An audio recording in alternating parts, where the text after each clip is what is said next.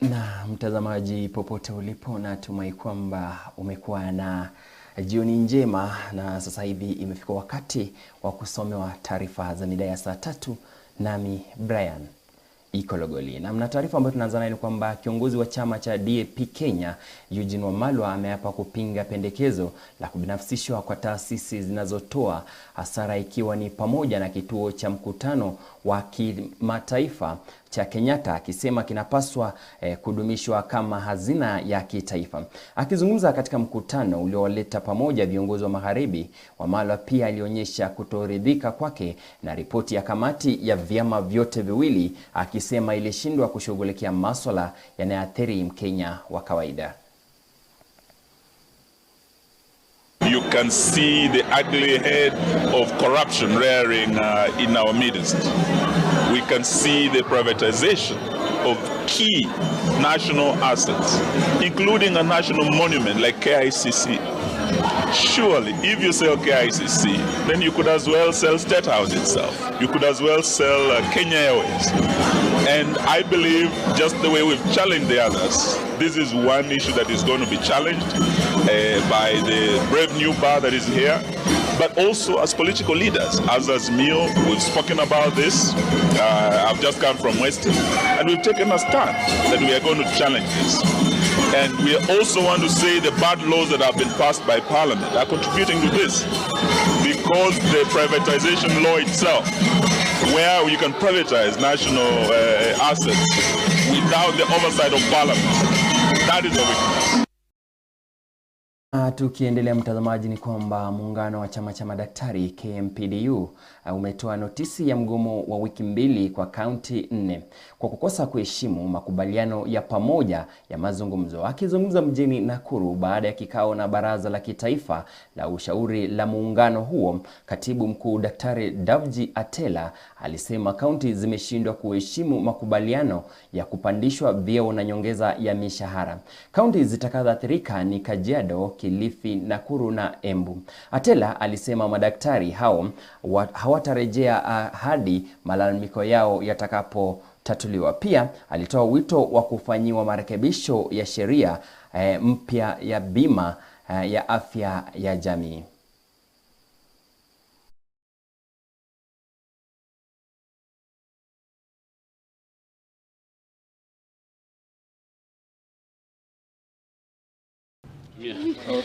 When the unions we have noted with concern that about 5 counties, the doctors there are tired, and the more tired of the frustrating events that the county has deliberately decided not to implement on their rights.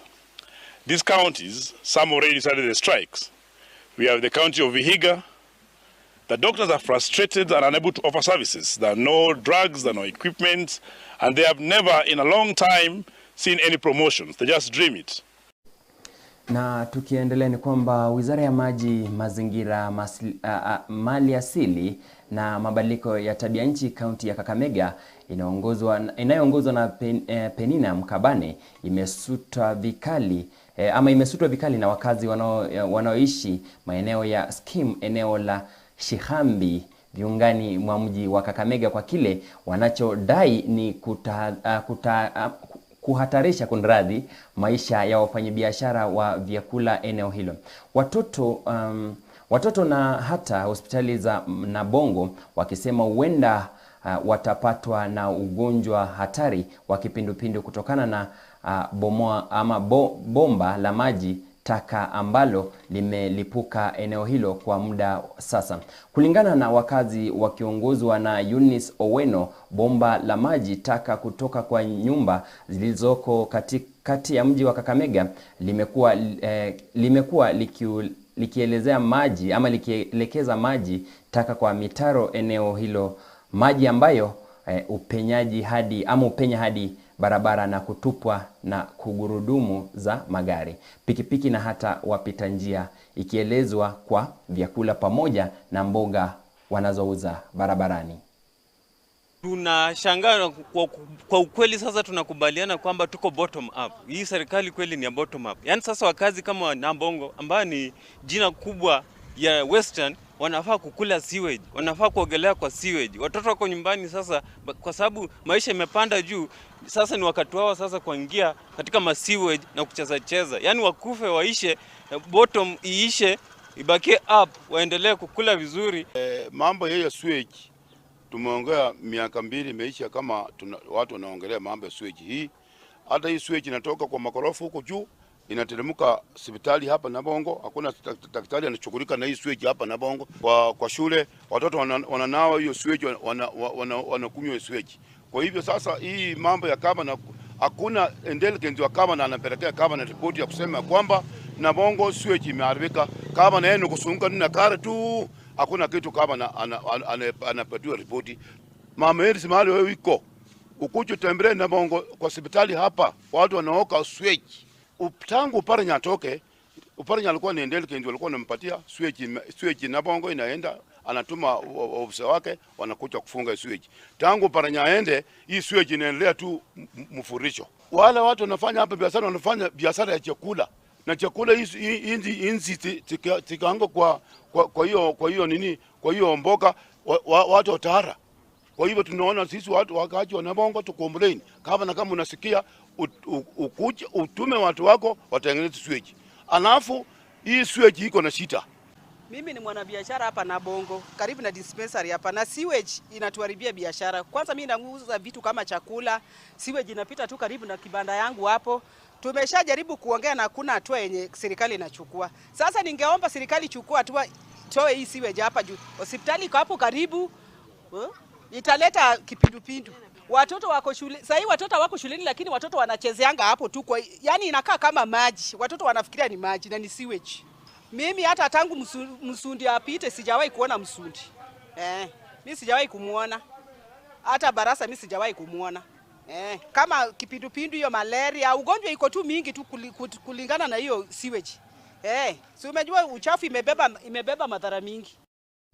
Na Baraza Kuu la Waislamu wa Kenya limeidhinisha ripoti ya mazungumzo ya kitaifa na kutaka kuundwa kwa timu ya kiufundi itakayofanya ukaguzi wa uchaguzi wa mwaka 2022 ili kuhitimisha kutoelewana kwa matokeo ya kura. Baraza hilo pia linataka kurejelewa upya na kufanywa marekebisho upya kwa IEBC kwa kuanzisha jopo lililopanuliwa la uteuzi. Kuhusu gharama za maisha, halmashauri inapendekeza kupunguzwa kwa ushuru kwenye bidhaa za petroli kutoka 16% hadi 8%.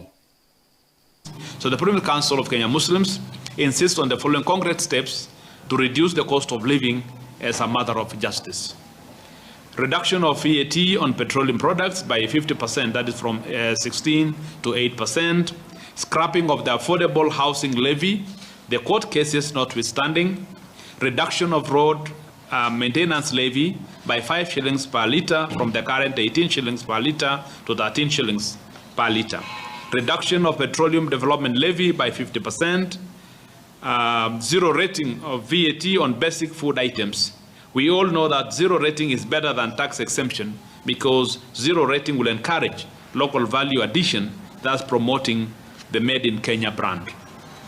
Revert the turnover tax to levels in Finance Act 22. All of us are now aware that the new turnover tax is very punitive and has virtually led to the closure of very many small and medium enterprises. As the Supreme Council insists on the foregoing measures to reduce the cost of living, we however welcome the following proposals as contained in NADCO report. All arms of government to reduce their travel budgets by 50%, and that the Salaries and Remuneration Commission review daily subsistence allowances for state and public officers with a view to reducing by 30%.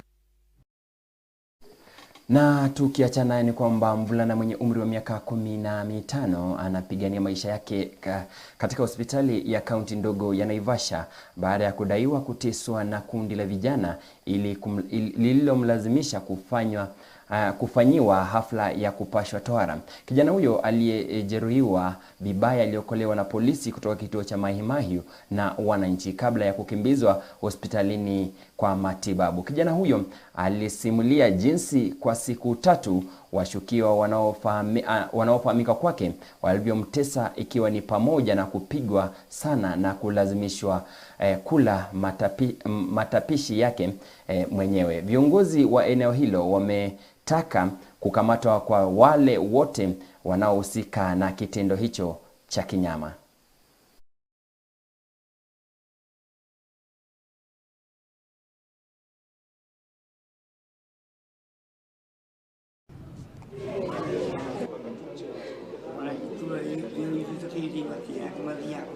Sasa mbele waliniambia lazima nikuwe na shida pale. Mimi nikaanza kustuka. Ikakaka wanaenda tu, nikikula wananipiga. Kama chakula ni moto wananipiga na wananiambia niweke vijiko 3 kwa mdomo. Nikikula nikihisi kutapika naambiwa nisitapike kwa ndoo ama nitapike pale pengine, nitapikia tu hiyo chakula yangu na nitarudi nimalize. Ndio sasa hapo sasa nikahisi kupupu. Nikapupua hapo kando. Ndio sasa wakaniambia ati hakuna penye unaenda juu hata hiyo ni dawa unapoteza. Hiyo mafia yako ni dawa. So inabidi uikule uimalize. We are not sure of how it was cleaned at home, but it's a septic wound. So that's the main infection site, leave alone the others. So that's our main point of where we are dwelling on. So that's why we are going to do a lot of debridement in theater. Lazima polisi watupatie hawa vijana kulingana na vile anasema ni kama walitoroka. Kacha yetu ama utamaduni wetu ulienda wapi? Kwa sababu kulingana na vile tunajua sasa, huyu mjomba wake ndiye angetakiwa amtafutie mtu wa kumwangalia. So that it is the family. Either ni mtu unajua ama ni familia, lakini you don't give your child to strangers. It's very sad. Kwa mara ya kwanza katika historia ya mkutano wa Umoja wa Mataifa wa mabadiliko ya tabia nchi COP28, mazungumzo kuhusu afya yalichukua nafasi kubwa. Akizungumza katika mkutano wa COP28, mkurugenzi mkuu wa shirika la afya duniani Tedros Ghebreyesus alielezea makutano muhimu katika afya na mabadiliko ya hali ya hewa, akiorodhesha magonjwa ambayo yamekuwa yakiongezeka kutokana na hali mbaya ya hali ya hewa. Mkurugenzi mtendaji wa AMREF Daktari Githinji Gitai pia alizungumzia swala hilo katika mkutano huo.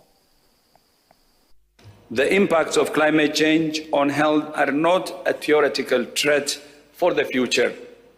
They are right here and right now, as I said earlier. And you're dealing with them in your communities, your clinics, and your hospitals. Heat-related deaths among people aged over 65 years have climbed by 75% globally in 2 decades. Every year, 7 million people die from air pollution. I've seen real convergence of action, actually, passion and social justice rising. I've seen realization by ministers of health, and many of them expressing themselves and saying that actually every climate crisis converges in the health ministry. Every single one of them. When there's flooding, those individuals need care.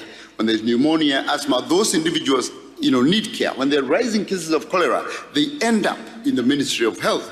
And therefore, remember also that, unfortunately, some of them die, and the morgues are also part of the health system. So everything we are talking about converges there. Na mtazamaji, baadhi ya waumini kutoka kanisa la Pentecostal Assembly of God PAG wametaka viongozi wa sasa wa afisi ya kitaifa kuondoka afisini ili kupisha uchaguzi mpya. Wakizungumza baada ya mkutano wa mashauriano uliofanyika Mbale, kaunti ya Vihiga, kundi hilo linadai kwamba msimamizi mkuu Askofu Patrick Lihanda na kamati yake ya utendaji wanatumia mbinu za kuchelewesha ili kuepusha upigaji kura ambao umebakisha wiki moja tu. Wametishia kuwahamasisha waumini kukataa kuwasilisha michango yao iwapo waliopo madarakani hawatatoka.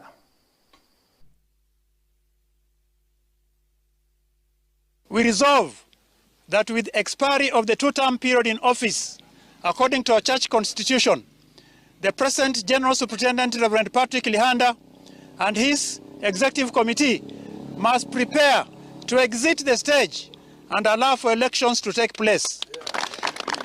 But in case they don't, we are going to ask all churches and districts to stop remitting their monthly reports to the executive until change takes place.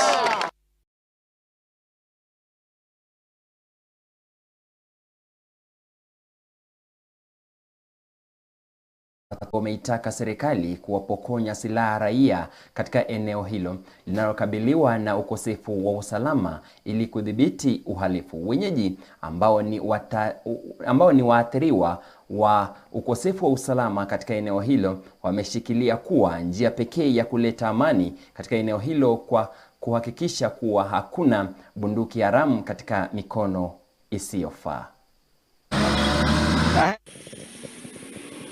Zile bunduki ziko kwa mkono ya raia, zile bunduki ya haramu izitolewe kwa kila community. Hatuoni haja, hakuna sababu hizo bunduki siendelee kukua kwa mikono za raia bila kazi ya kufanya, kwa sababu kazi yenye nafanya saa hizi hiyo bunduki ni kuangaisha, ni kuua na kuondoa watu kwa nchi yao. I want to ask our government, the national and the county, kwa ajili ya mambo ya